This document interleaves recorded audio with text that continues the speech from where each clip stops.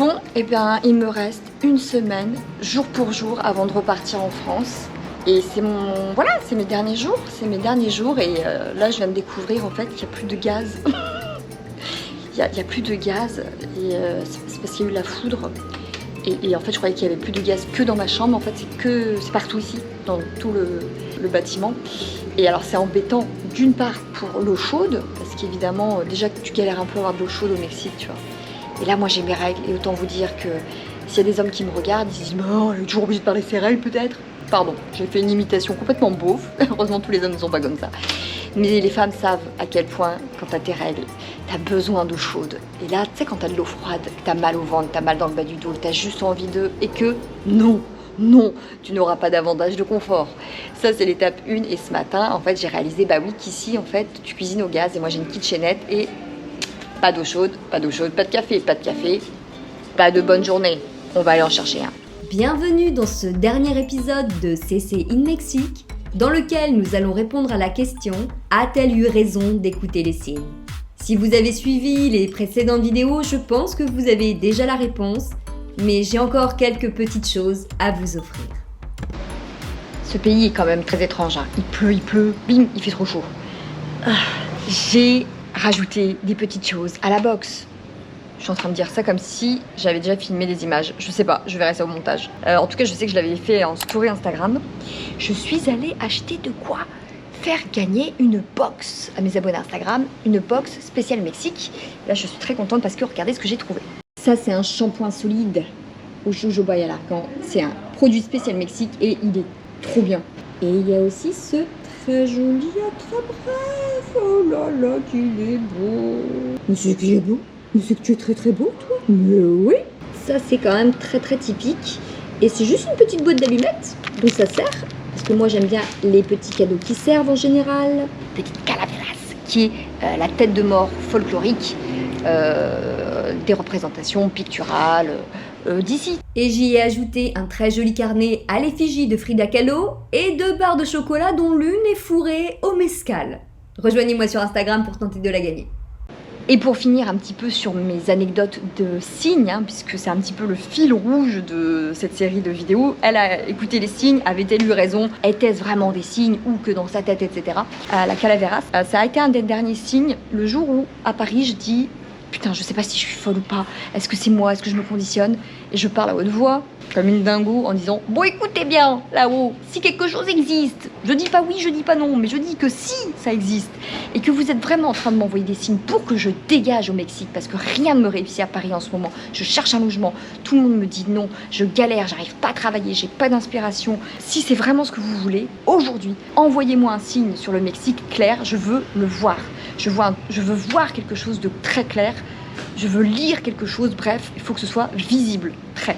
Quelques heures plus tard, il y a quelqu'un qui riposte mon livre, mon premier roman, je crois, je sais plus. Moi, je riposte toujours, voilà, quand on partage mon livre sur Instagram, je riposte, ça me fait plaisir, et voilà. Et cette personne va, quelques minutes après, m'écrire de nouveau en me disant « Céline, j'avais pas réalisé en postant cette story, mais regarde, quel est mon marque-page ?»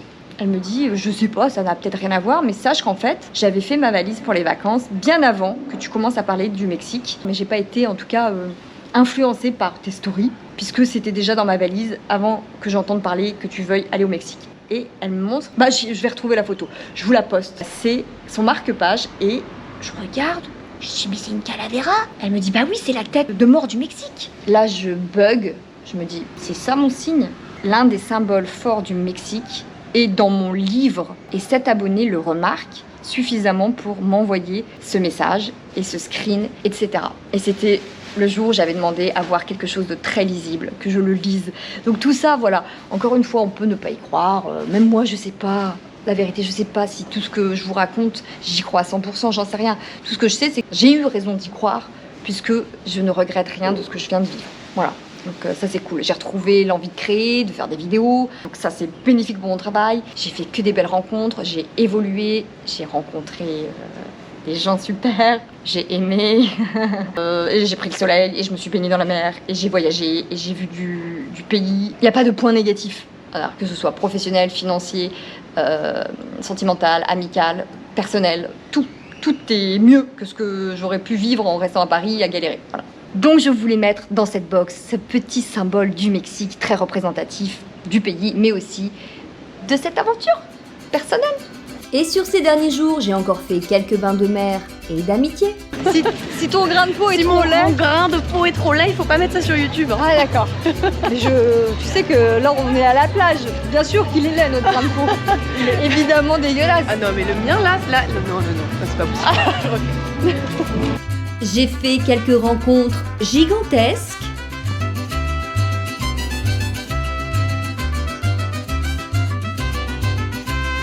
Et je me suis même dépassée en acceptant de danser avec l'un des meilleurs danseurs que je connaisse. Et croyez-moi, pour une personne que l'on soupçonne dyscalculique, la rotation dans l'espace, l'intégration d'un sens ou d'un autre, ou le nombre de pas à retenir, n'a rien d'évident.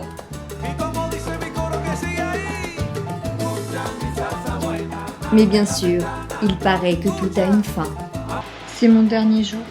C'est même mes dernières heures. Il est 15h40 et à 18h, j'ai Barbara, la sœur d'Anaïs, qui vient me chercher pour m'emmener à l'aéroport. Et c'est moche quand même un départ. Hein. En fait, j'ai l'impression que je suis l'héroïne de mes propres histoires. Alors vous allez me dire, bah oui, dit comme ça, évidemment, Céline. Captain Obvious. Mais tu sais, ça ressemble vraiment à ces fins d'histoire, tu sais, ces fins de série. Hein, on a suivi une série, on aimait bien. Chaque fois, il y avait de nouvelles aventures qui arrivaient, des rebondissements. Et bah, comme n'importe quelle histoire, il y a une fin. Sauf que là, en fait, c'est la mienne. Et c'est moi qui l'écris. Et j'imagine, sans doute, parce que d'une, je suis une fille et je pense que les filles ont une propension à romancer davantage parce qu'elles sont plus sensibles, peut-être plus romantiques. Plus l'hypersensibilité qui fait qu'évidemment, tout est beaucoup plus exacerbé chez les profils comme le mien, évidemment, ce qui peut en gêner beaucoup. C'est pour ça qu'il y a beaucoup de personnes aussi qui ne comprennent pas, des fois qui te trouvent trop sensible, trop ceci, trop cela. Je suis toujours trop pour les gens. Rarement pas assez. Mais oui, du coup, avec ça, tous les drames sont plus dramatiques chez moi. Toutes les colères sont beaucoup plus énormes. Les injustices sont ressenties beaucoup plus. Les choses belles sont encore plus exacerbées. Et comme je note tous les petits détails, forcément je prête attention à plus de choses, donc tout me semble plus incroyable, plus beau, etc. Ce qui ne veut pas dire que j'en suis pas moins lucide qu'une autre. Et vous ajoutez une troisième particularité à ça, c'est que je suis romancière, que je suis raconteuse d'histoire, que c'est mon métier. Alors, je suis une femme assez romantique, hypersensible, plus mon métier, c'est de romancer les choses. Je subis ma propre fin d'histoire aujourd'hui, je ne suis pas très contente. Mais maintenant, on rentre en France et je ne sais pas ce qui m'attend. Parce que, par contre, évidemment, ce que j'ai laissé, bah, je l'ai laissé là-bas. Les choses n'ont pas changé, j'ai toujours pas de maison, j'ai toujours pas d'appartement, Mais bon, en tout cas, une chose qu'on ne pourra pas m'enlever, bah, c'est que je suis plus riche de plein de choses encore. Et c'était chouette. Et ça, personne ne pourra me le retirer. Même vous, là, qui regardez mes vidéos, qui n'êtes pas bien intentionnés, je vous vois, hein, inconnu, ou voire moi, inconnu, je vous vois, je vous sens, je vous sais. Je suis encore plus riche intérieurement de souvenirs, d'expériences de vie, de rencontres. Et en tant qu'être humain, en vrai, c'est déjà pas si mal. J'ai donc profité de mes derniers instants jusqu'au bout. Et je suis repartie avec une valise plus lourde, mais remplie de ce qu'aucun pèse-bagages d'aéroport ne pourrait qualifier d'excédent. C'est elle qui me ramène. Hello, bonjour. Ça y est. C'est la fin, mais c'est pas vraiment la fin, tu vas revenir. Je vais revenir. Et bien sûr, comme dans toute belle histoire, les adieux se terminent avec beaucoup de baisers. Encore quelques baisers. Et une séparation qui m'a donné l'impression d'être l'héroïne de la plus jolie telenovela.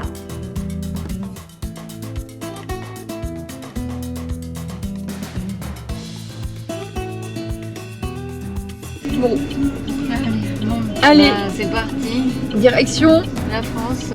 Alors je suis repartie. Mais peut-être que Barbara a raison. C'est la fin, mais c'est pas vraiment la fin.